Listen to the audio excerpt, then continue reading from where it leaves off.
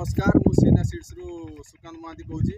आज ये फिल्ड रे सिमिलपाल फिल्ड रे नियन 9 मंजीटा आम देलु प्रफुल्ल बाबू सी कहे कौन केमती फिल्ड रे मालटा आम चाषी मान तरफ तो नियो 9 हूँ सब बढ़िया आ ये फल कम से कम 5 किलो 7 किलो 8 किलो ये रकम फल हो तेणुक आसंता भविष्य में मंजी को आम समस्ते स्वीकृति प्राप्त करूँ। अच्छा आर प्रोडक्शन टा जो दौची माने गोटे एकर हाराहारी केते टन भीतर 15 टन प्लस 15 टन प्लस माने गोटे एकर।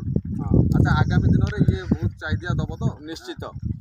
बेपारी मानकर भी बहुत चाहिदा तेणुक मंजी ही। अच्छा ये जो मंजी जो आनी काठार आनी डिस्ट्रीब्यूटर आमर प्रकाश सीड सेंटर पालहड़ा पालडारू आनी तेणुक ये आमर बाहर को जीवाई भी चाहिदार भल रही बहुत भल आर भीतर अंश पूरा लाल रोचे